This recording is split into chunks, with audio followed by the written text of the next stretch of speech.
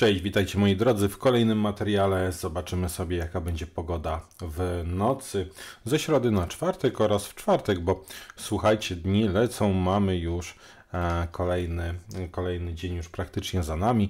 Zaczynamy czwartek, co niedługo, potem mamy piątek i weekend i ten weekend może być lokalnie dosyć deszczowy, a także burzowy, przede wszystkim w Polsce południowej i w Polsce południowo-wschodniej, ale tym się zajmiemy później. Przegląd materiałów macie gdzieś tam u góry, podepnę w linku, więc możecie go sobie obejrzeć.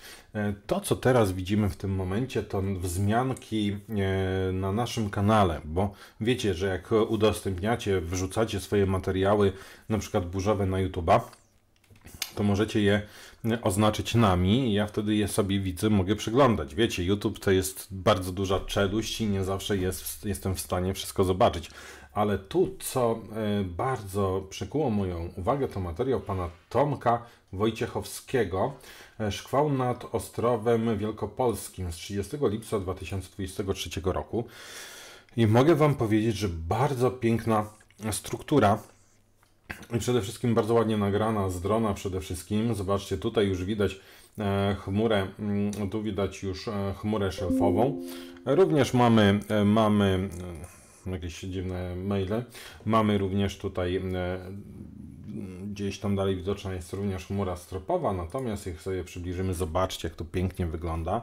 Wysokość nie jest zbyt duża, ale to już wystarczy, żeby bardzo dobrze tą chmurę szelfową zaobserwować. Oczywiście widzimy smugi opadowe i to wszystko zbliża się nad teren obserwatora. Powiem wam tak, bardzo ładny materiał. Jeżeli macie jakieś fajne materiały, które wstawiacie na YouTube'a przede wszystkim, udostępnijcie. Oznaczcie nas, dzięki czemu będę mógł wiedzieć, będę mógł je zobaczyć i wtedy też będę mógł je tutaj razem z wami obejrzeć. Zobaczcie, jaka piękna turbulentna podstawa tej chmury szkwałowej. To nazywa się również paszczą wieloryba, bo w momencie, kiedy naciera, jest to troszkę tak właśnie widoczne, więc naprawdę fajna sprawa, fajna rzecz. Dzięki raz jeszcze za ogarnięcie tego.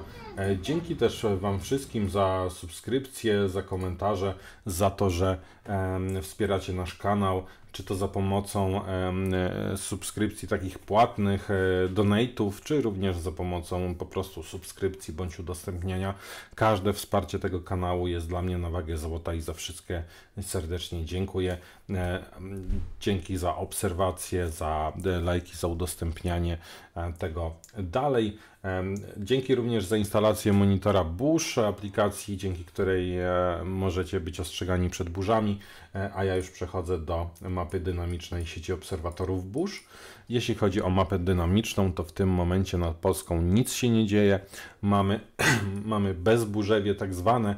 Burze są daleko za naszą wschodnią granicą. Tutaj na styku dwóch mas powietrza, tego cieplejszego na wschodzie i tego chłodniejszego na zachodzie, bo niestety jak zobaczymy sobie mapę satelitarną, w sumie tak, mapę satelitarną, to widzimy tutaj ten front atmosferyczny, gdzie występują silne burze i widzimy, co jest przyczyną w sumie. Te masy powietrza mają naprawdę bardzo różne temperatury. To jest około godziny 13-14, bardzo dobrze widoczne i tutaj na styku tych temperatur z południa na północ też wędrują dosyć niebezpieczne komórki burzowe. To, co też zwraca uwagę w ostatnich dniach, to przede wszystkim to, że w Polsce mieliśmy dzisiaj 24 stopnie Celsjusza, a zobaczcie, na północy Norwegii, Norwegii to nie, ale na północy Finlandii mieliśmy, słuchajcie, 22 stopnie Celsjusza, więc gdzie się podziało lato? Jeżeli ktoś z was nie wie, gdzie się podziało lato, to jest tu. Generalnie jest nad całą zachodnią też Rosją, a tu mamy właśnie taką wyrwę tego chłodniejszego powietrza. U nas to jeszcze jako tako, bo 23 stopnie, ale w Niemczech było stopni 17. Więc tak to wygląda. W kolejnych dniach te powietrze ze wschodu gorące będzie coraz bardziej napierać w kierunku Polski. To też przyczyni się do dosyć niebezpiecznej sytuacji w sobotę, ale o tym będzie oddzielny materiał. Ja wracam do tego, co będzie jutro, czyli w czwartek. I tak, jeszcze wracając, widzimy tutaj przy naszych zachodnich granicach już strefy opadowe. Lokalnie dosyć silnie pada w zachodnich też, ale i przede wszystkim we wschodnich Niemczech.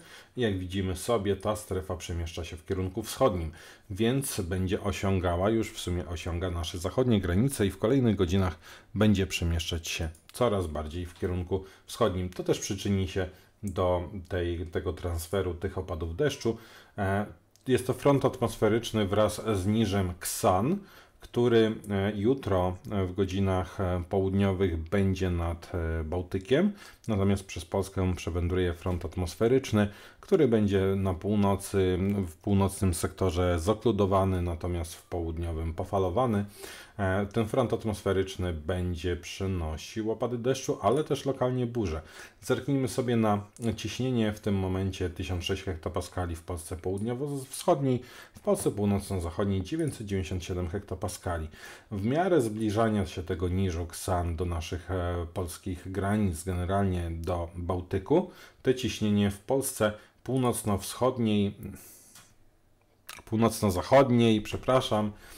jeszcze spadnie do 995-996 hektopaskali, w Polsce południowej 1004 hektopaskale. Generalnie te różnice ciśnień w poziomie również przyczynią się, słuchajcie, do wzrostu prędkości wiatru. Lokalnie wiatr może powiać troszkę mocniej i w związku z tym IMGW wydało ostrzeżenia przed silnymi porywami wiatru, przede wszystkim dla południa województwa dolnośląskiego. Jak czytamy, miejscami prognozuje się wystąpienie silnego wiatru o średniej prędkości do 45 km na godzinę, w porywach do 75 km na godzinę z południowego zachodu i południa. Zobaczmy sobie zatem, jak będzie wyglądała sytuacja w kolejnych godzinach. Ja tym razem skorzystam z modelu Swiss HD 4x4. No i widzimy, że od zachodu już powoli wędruje w kierunku wschodnim, północno-wschodnim strefa dużego zachmurzenia z opadami deszczu. Lokalnie te opady deszczu będą dosyć intensywne w Polsce zachodniej. Do północy powinny osiągnąć również już Polskę północną, województwo kujawsko-pomorskie, województwo warmińsko-mazurskie i dalej przemieszczać się w kierunku północno-wschodnim. Nad ranem największe zachmurzenie w Polsce północno-wschodniej, ale też północno-zachodniej, i tutaj w pasie od Częstochowy po Łódź, Warszawę. Ten front atmosferyczny, jak widzimy, tutaj się będzie znajdował w godzinach przedpołudniowych i powoli kierował w kierunku wschodnim z odchyleniem na północ, a w Polsce zachodniej bardzo szybko zaznaczy się konwekcja już w godzinach południowych. Pojawi się w wielu miejscach dosyć silna konwekcja, będzie występowało bardzo dużo komórek konwekcyjnych. We wschodnim obszarze tej strefy będą też tworzyły się układy liniowe zbudowane z tych komórek konwekcyjnych. Lokalnie mogą wystąpić burze i te burze mogą nieść silniejsze porywy wiatru. Te burze mogą występować w godzinach popołudniowych, wieczornych i zanikać w pierwszej części nocy. No, potem będą też zanikać te komórki konwekcyjne. Największa szansa na tą konwekcję Polska północna, północno-zachodnia i generalnie północna. O ile model Swiss HD 4x4 pokazuje nam burze rozsiane prawie po całej Polsce północnej, o tyle model UM widzi ciekawszą sytuację, już Wam pokazuję. Widzicie, jestem tak bardzo przygotowany. Mamy czwartek, zacznijmy tam gdzieś od godziny 12. Wezmę sobie UM o rozdzielczości pół kilometra i już sobie tu patrzymy. Czwartek, po tej głównej strefie opadowej będą właśnie tworzyły się komórki konwekcyjne, które będą niosły silniejsze porywy wiatru, bardzo malownicze struktury, opady deszczu, ale też burze. Według tego modelu może utworzyć się układ liniowy, który będzie przemieszczał się przez Polskę północną z naciskiem na północny wschód. Jak będzie, zobaczymy. Ja w pogotowiu jestem, sprzęt w pogotowiu mam. Być może jutro gdzieś się pojedzie zrobić jakieś zdjęcia. No ale tu teraz nie o tym, wracamy do prognozy i widzimy, że w tym momencie, w godzinach wieczornych w środę, całkiem ciepło, od 20 do 24 stopni. W Polsce temperatury całkiem wyrównane. W nocy natomiast zaczną spadać, ale nie jakoś gwałtownie. Zauważcie, że ostatnio, co prawda, te dni nie są jakoś gorące, ale noce są stosunkowo ciepłe, bo to jest temperatura, która jest prognozowana około godziny 5 nad ranem i widzimy, że w centrum mamy ponad 20 stopni, czyli noc tropikalną. Wokół tego obszaru od 16 do 18-19 stopni Celsjusza. Prawda, można zauważyć, że te noce są dosyć ciepłe. To na pewno nie można powiedzieć, że tak nie jest. W czwartek temperatury szybko wzrosną do góry, szczególnie na krańcach południowo-wschodnich, ale też w pasie od obwodu kaliningradzkiego, to złe słowo, od Królewca po Łódź aż po Kielce Częstochowe, tam od 24 do 20, nawet lokalnie 6 stopni Celsjusza, tam gdzie będzie większe zachmurzenie i główna strefa opadowa od 18 do 22 stopni Celsjusza. No i jeszcze zostaje nam wiatr. Co z tym wiatrem powiemy sobie tutaj? Ano z tym wiatrem najsilniejsze porywy wiatru będą występowały w Polsce zachodniej w pierwszej części nocy, lokalnie od 40 do 50-55 km na godzinę. Natomiast w nocy, też w drugiej części nocy w Sudetach ten wiatr też przyspieszy w porywach w wyższych partiach gór do 90 bądź 100 km na godzinę. Na pozostałym obszarze w czwartek również silniej powieje od 40 do 60 bądź 70 km na godzinę w Polsce zachodniej, północnej i północno-wschodniej, nad morzem do 70 km na godzinę. Dopiero wieczorem te porywy wiatru lokalnie zaczną nam słabnąć i powinny osłabnąć w drugiej części nocy z czwartku na piątek. Jeśli chodzi jeszcze o te burze, to zerknijmy sobie na energię potencjalną dostępną drogą konwekcyjną i widzimy już w godzinach porannych w czwartek, że wędrówka tego niżu będzie tutaj przynosiła nam również wzrost tej energii potencjalnej, która będzie też podbijana przez ilość, przez słońce, które będzie operowało. Szczególnie ciekawie wygląda sytuacja w województwie warmińsko-mazurskim, gdzie tej energii może być do 600 bądź 700 jouli na kilogram. Jak będzie, zobaczymy. Tak jak mówię, jutro na pewno będziemy tą sytuację obserwować. No i na koniec zerknijmy sobie, co w kolejnych dniach. Ano w kolejnych dniach trzeci i czwarty temperatury całkiem przyjemne, od 25 do 27 stopni Celsjusza. Piąty to spadek temperatur, no i potem znów wzrost do 25, czyli takie wahnięcia. Generalnie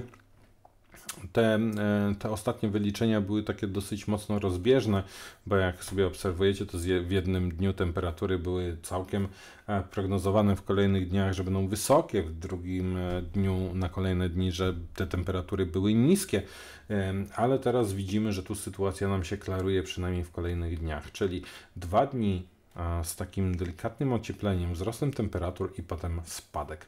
Piątego spadek. Co mamy piątego? Ano piątego mamy sobotę i to by się dobrze wiązało właśnie z tą sytuacją pogodową, która nas w weekend czeka, ale o tym będzie oddzielny materiał. Dzięki Wam wszystkim za to, że jesteście, za subskrypcję i za to, że oglądaliście ten materiał. Pozdrawiam.